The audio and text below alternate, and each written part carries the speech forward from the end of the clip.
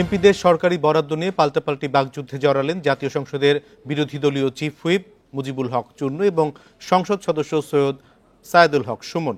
সস্তা জনপ্রিয়তার জন্য সামাজিক যোগাযোগ মাধ্যমে বক্তব্য দেওয়ার অভিযোগ তোলেন চুন্নু। জবাবে স্বৈরাচারের দোসরের মুখে সমালোচনা মানায় না মন্তব্য ব্যারিস্টার সুমনের। এসব বিষয় নিয়ে কথা বলতে তেজগাঁ থেকে আমাদের সঙ্গে যোগ দিচ্ছেন ইন্ডিপেন্ডেন্ট টেলিভিশনের প্রধান বার্তা সম্পাদক আশিস সৈকত। আশিস সৈকত, আপনাকে স্বাগত জানাচ্ছি। এমপিরা যে বরাদ্দ পান বা এমপিদের বেতন সেটি প্রকাশ্যে বললে সেটি কি এমপিদের আচরণবিধির কোনো লঙ্ঘন মনে হয় আপনার কাছে?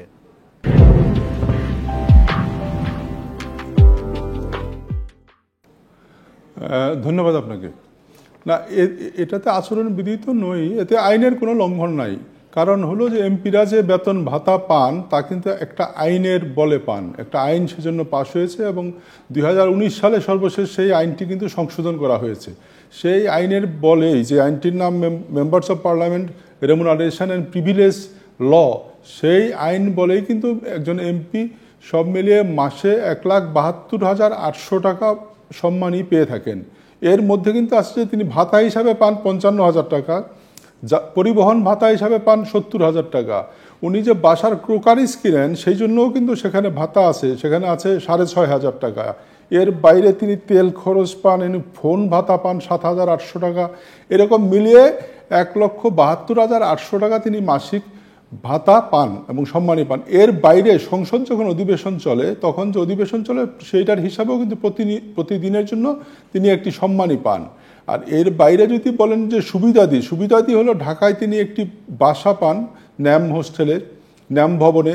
এর বাইরে তিনি একটি অফিস পান, একজন পিও পান যার বেতন সংসদ সচিবালয় বহন করে, এবং একজন পিয়ন পান যার বেতনও সংসদ সচিবালয় বহন করে। এর বাইরে যদি আরও আমরা বলি তাহলে তিনি একটি ডিউটি ফ্রি গাড়ি পান, যেটা নিয়ে অনেক বেশি আলোচনা যে কত কোটি টাকার গাড়ি একজন এমপি আনবেন। এর বাইরে যেটি ব্যারিস্টার সুমন যে বিষয়টি নিয়ে আরেক আলোকপাত করেছেন, উনি বেতন ভাতা নিয়ে একটি প্রথম সোশ্যাল মিডিয়ায় কথা বলেছিলেন। এরপরে কিন্তু তিনি সংসদে 3 দিন আগে তিনি একটি বিবৃতি দিয়েছেন, সেখানে তিনি সংসদ সদস্য নির্বাচিত হওয়ার পর এ পর্যন্ত এই বেতন ভাতার বাইরে এলাকার উন্নয়নের জন্য কত টাকা বরাদ্দ পেয়েছেন সেটার একটা ফিরিস্তি তিনি সেখানে দিয়েছেন। এখন একজন এমপি এখন প্রতি বছর তিনি তার স্বেচ্ছাধীন তহবিলের জন্য কিন্তু 5 কোটি টাকা পান। মানে একজন এমপি 5 বছরে 25 কোটি টাকা বরাদ্দ পান তার এলাকার উন্নয়নের জন্য। তিনি তার ইচ্ছে মতো রাস্তাঘাট অবকাঠামো যেগুলো করতে চান সেই জন্য এই তহবিলটা তিনি ব্যয় করতে পারেন। এর বাইরে দুর্যোগ ব্যবস্থাপনা মন্ত্রণালয় থেকে তিনি একটা বছরে 1.5 থেকে 2 কোটি টাকা তিনি পান তার এলাকার কাঁচা রাস্তা, অবহেলিত রাস্তা এসব উন্নয়নের জন্য। এর বাইরে মসজিদ, মন্দির, অন্যান্য সামাজিক প্রতিষ্ঠানের জন্য তিনি বছরে প্রায় 2 কোটি টাকা পেয়ে থাকেন। তো এটি মিলিয়ে এক বছরে ব্যারিস্টার সুমন যেটি বলেছেন যে এক বছরে তিনি 27 কোটি টাকা পেয়েছেন, বরাদ্দ পেয়েছেন বা পাচ্ছেন। এটি কিন্তু কাগজে কলমের তথ্য, এতে কিন্তু কোনো কিছুই কিন্তু গোপন নয়।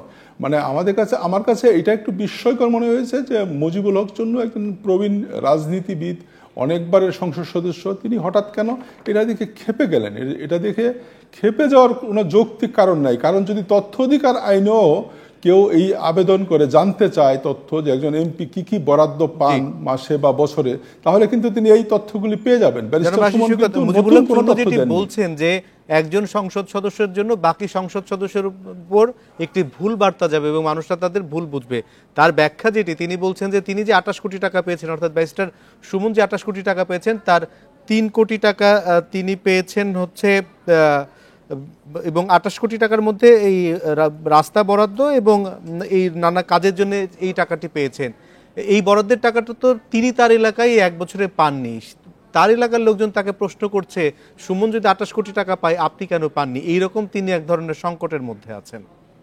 না, এটাতে তো কোনো সংকটের কোনো প্রশ্ন আসে না, বরং আমাদের কাছে তো মনে হয় যে এটা বরং একজন সংসদ সদস্যকে জবাবদিহিতা, তার এলাকার জনগণ জানতে পারে যে তিনি কত টাকা বরাদ্দ পান। জনগণের যে প্রত্যাশার জায়গাটা তৈরি হয় একজন এমপিকে ঘিরে এলাকার উন্নয়নে, সেই জায়গায় কিন্তু তিনি যদি পরিষ্কার করে দেন যে তিনি এই বছরে এত কোটি টাকা তিনি পেয়েছেন এলাকার উন্নয়নের জন্য বা এলাকার মসজিদ মন্দিরের জন্য বা সামাজিক সংগঠনের জন্য এত কোটি টাকা তার হাতে বরাদ্দ আছে, বা স্বেচ্ছাধীন তহবিলের জন্য যে 5 কোটি টাকা পান সেটিও কিন্তু সংসদের আইন দ্বারাই করা হয়েছে।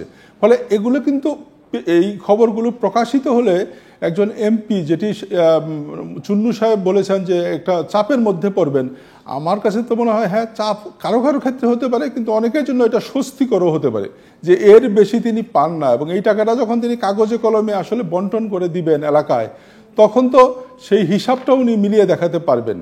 তো এইটি একজন সংসদ সদস্যের জন্য বিব্রতকর হবে, এইটা কিন্তু আমাদের কাছে মনে হয়নি। তবে এটি একটি বিব্রতকর সব সংসদ সদস্যের জন্য এই জন্য আমার কাছে মনে হয় যে সংসদে এই ধরনের একটি বেতন ভাতা বা তাদের প্রাপ্যতা নিয়ে একটা ডিবেট শুরু হয়েছে, এটি একজন সংসদ সদস্যের জন্য বিব্রতকর হতে পারে, কিন্তু একজন সাধারণ মানুষ হিসাবে কিন্তু এই তথ্য পাওয়ার অধিকার কিন্তু সব নাগরিকের আছে। জি, জনাব আশিস সৈকত, আপনাকে অনেক ধন্যবাদ আমাদের এই তথ্যগুলি জানানোর জন্য।